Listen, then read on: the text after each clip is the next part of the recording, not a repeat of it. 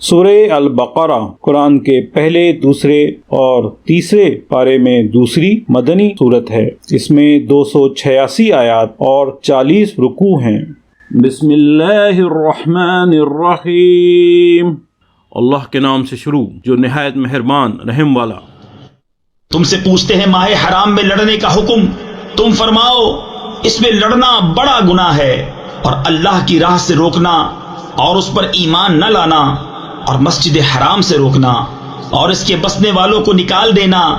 اللہ کے نزدیک یہ گناہ اس سے بھی بڑے ہیں، اور ان کا فساد قتل سے سخت تر ہے،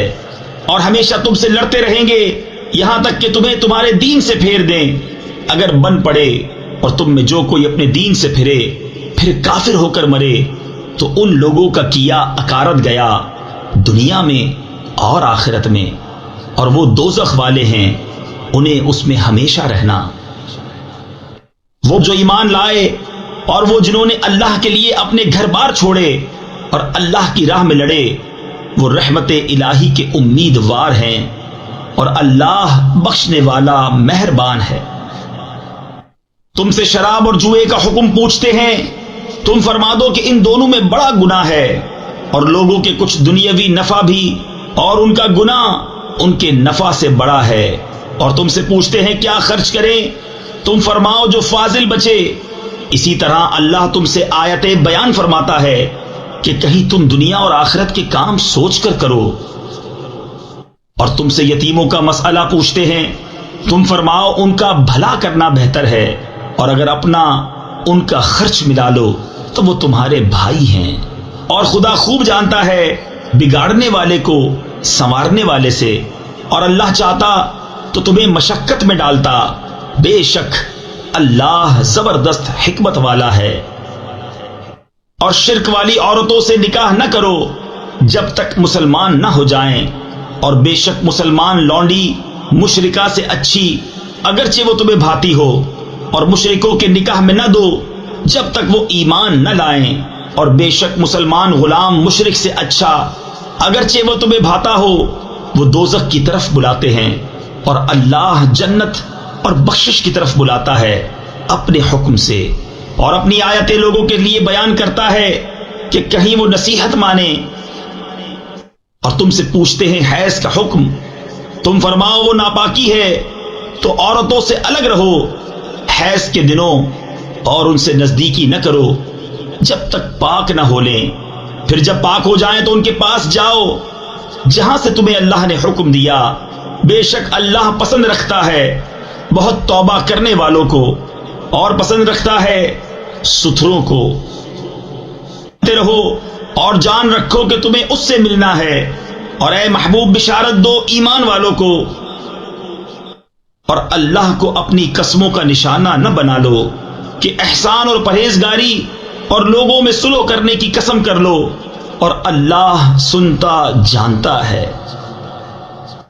اللہ تمہیں نہیں پکڑتا ان قسموں میں جو بے ارادہ زبان سے نکل جائے، ہاں اس پر گرفت فرماتا ہے جو کام تمہارے دل نے کیے، اور اللہ بخشنے والا حلم والا ہے۔ وہ جو قسم کھا بیٹھتے ہیں اپنی عورتوں کے پاس جانے کی، انہیں 4 مہینے کی مہلت ہے، پس اگر اس مدت میں پھر آئے تو اللہ بخشنے والا مہربان ہے، اور اگر چھوڑ دینے کا ارادہ پکا کر لیا تو اللہ سنتا جانتا ہے۔ اور طلاق والیاں اپنی جانوں کو روکے رہیں 3 حیض تک، اور انہیں حلال نہیں کہ چھپائیں وہ جو اللہ نے ان کے پیٹ میں پیدا کیا،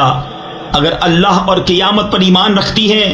اور ان کے شوہروں کو اس مدت کے اندر ان کے پھیر لینے کا حق پہنچتا ہے اگر ملاپ چاہیں، اور عورتوں کا بھی حق ایسا ہی ہے جیسا ان پر ہے شرع کے موافق،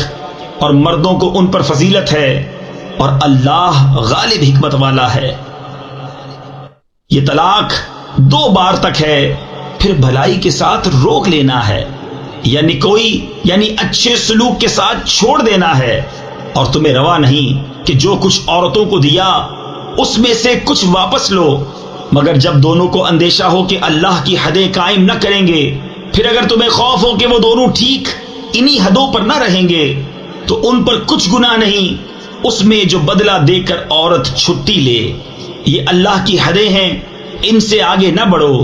اور جو اللہ کی حدوں سے آگے بڑھے تو وہی لوگ ظالم ہیں۔ پھر اگر تیسری طلاق اسے دی تو اب وہ عورت اسے حلال نہ ہوگی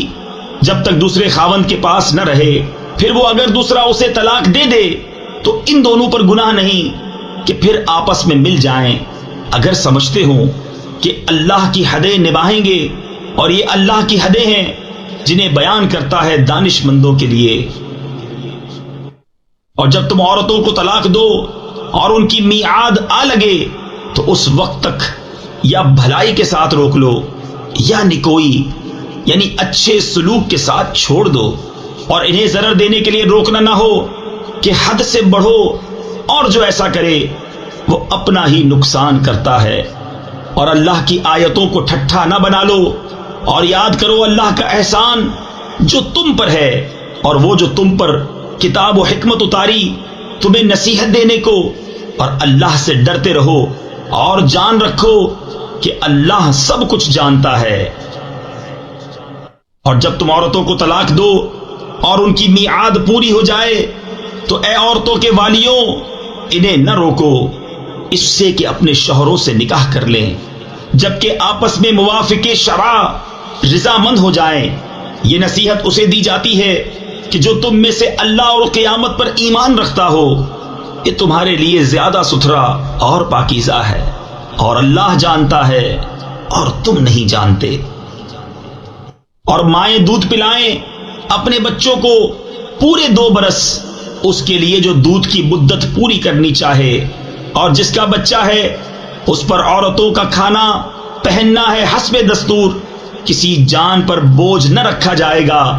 مگر اس کے مقدور بھر۔ ماں کو ضرر نہ دیا جائے اس کے بچے سے، اور نہ اولاد والے کو اس کی اولاد سے، یا ماں ضرر نہ دے اپنے بچے کو اور نہ اولاد اپنی اولاد کو۔ اور جو باپ کا قائم مقام ہے اس پر بھی ایسا ہی واجب ہے۔ پھر اگر ماں باپ دونوں آپس کی رضا اور مشورے سے دودھ چھڑانا چاہیں تو ان پر گناہ نہیں، اور اگر تم چاہو کہ دائیوں سے اپنے بچوں کو دودھ پلواؤ تو بھی تم پر مذائقہ نہیں، جبکہ جو دینا ٹھہرا تھا بھلائی کے ساتھ انہیں ادا کر دو۔ اور اللہ سے ڈرتے رہو اور جان رکھو کہ اللہ تمہارے کام دیکھ رہا ہے۔ اور تم میں جو مریں اور بیویاں چھوڑیں وہ 4 مہینے 10 دن اپنے آپ کو روکے رہیں، تو جب ان کی عدت پوری ہو جائے تو اے والیوں، تم پر مواخذہ نہیں اس کام میں جو عورتیں اپنے معاملے میں موافق شرع کریں، اور اللہ کو تمہارے کاموں کی خبر ہے۔ اور تم پر گناہ نہیں اس بات میں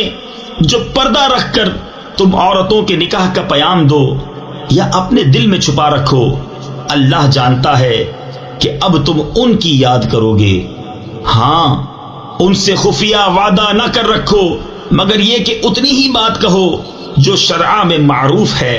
اور نکاح کی گرہ پکی نہ کرو جب تک لکھا ہوا حکم اپنی میعاد کو نہ پہنچ لے، اور جان لو کہ اللہ تمہارے دل کی جانتا ہے، تو اس سے ڈرو اور جان لو کہ اللہ بخشنے والا حلم والا ہے۔ صدق اللہ العظیم۔ السلام علیکم، ہمیں امید ہے آپ کو قرآن کا اردو میں روانی سے ترجمہ پسند آیا ہوگا۔ مکمل صورتوں کے ترجمے اپنے موبائل اور کمپیوٹر پر سننے یا ڈاؤن لوڈ کرنے کے لیے ویب سائٹ QuranInUrdu.com وزٹ کیجیے۔ آپ یوٹیوب چینل کو سبسکرائب اور اپنے دوست احباب میں شیئر کر کے قرآن کو سمجھنے اور عمل کرانے میں اپنا بھرپور کردار ادا کر سکتے ہیں۔ شکریہ۔